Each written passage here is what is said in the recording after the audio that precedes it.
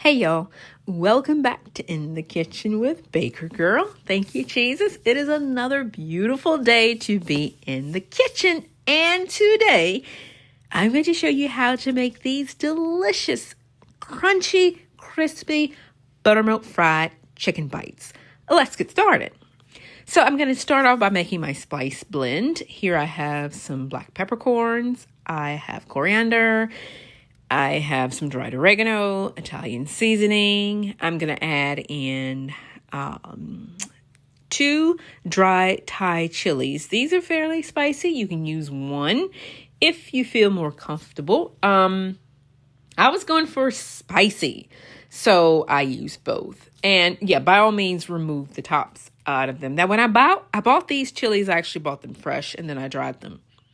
And I'm grinding all of my whole spices in my mortar and pestle before I add in my powdered spices, my granulated spices. Just give you a jump start.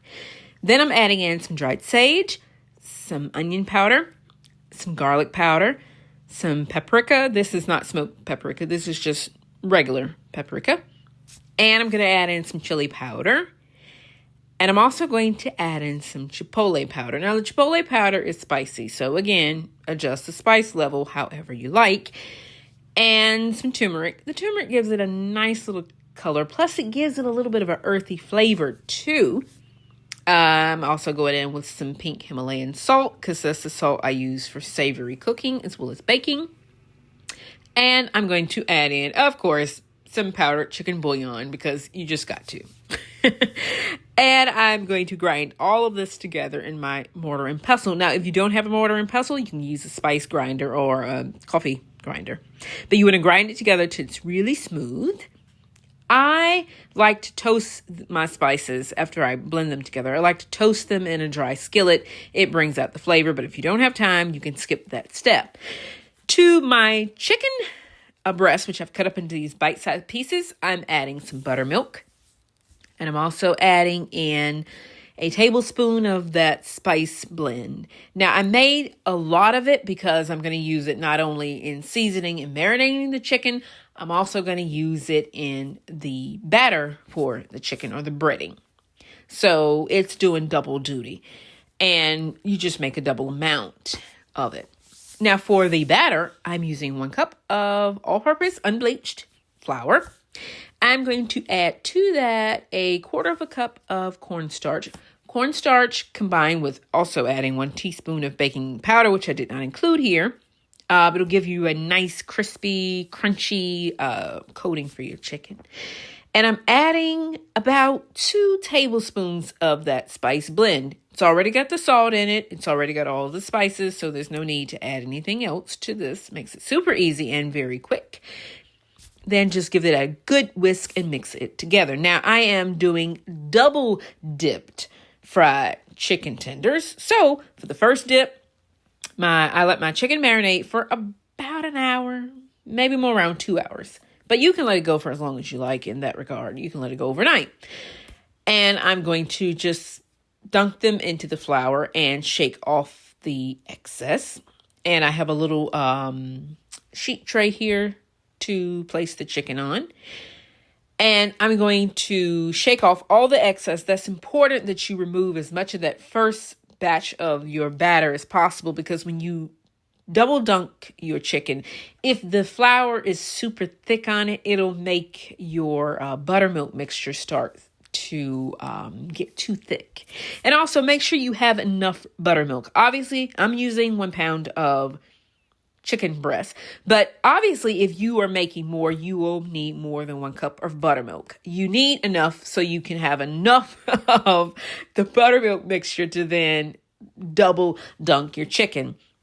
Now, if you don't want to double dunk, that's perfectly fine. Actually, most people in my family doesn't really like double dunked chicken. I do. So, and especially with these little small bites, a little extra. It makes them really, really nice.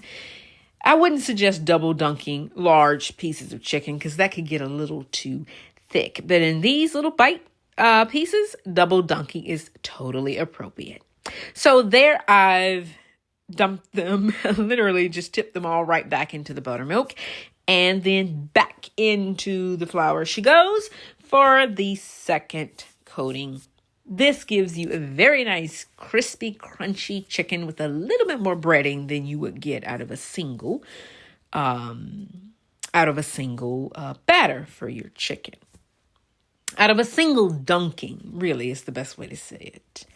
Now, I'm using chicken breasts, but feel free to use chicken thighs if you want to. That would be delicious. But breast is what I had for this recipe. As a matter of fact, I actually wanted to use thighs, but I ended up with breast. So sometimes you got to go with what you have. And breast is what I had, so breast is what I use. And put the chicken on the sheet tray and just let it rest for about a decent 30 minutes before you turn around and begin to fry it. This allows that coating to absorb, completely absorb that buttermilk, because you've got a lot going on here. You've got, there's quite a bit of moisture, there's a lot of bit of flour. So you want everything to kind of, blend together. Don't let it wait too long, though, before you fry it, because then your chicken can become gummy. And then it's more like a wet batter chicken. And we're not trying to mimic a wet batter. So this is how it should look. You see how there's still obviously some flour, but it's not as dry looking as it was when we first did it. Now, while the chicken is taking its 30-minute nap, I am making up a quick sauce. I'm using some light mayo and some Dijon mustard. I'm also going to add in some sriracha because, as I say, I do like it spicy, especially fried food. Spicy is totally appropriate. But again, go as spicy or as not spicy as you want. You can substitute something else for this. And of course, you must add pomegranate molasses. I love this stuff. It is delicious. Go easy on it. I used about 2 teaspoons. It is strong, so you never need more than an appropriate amount. I have got my oil heated up, and I'm just going to fry my chicken a couple pieces at a time. You don't want to overcrowd it. You can cover the skillet while it fries. That's something my mother did.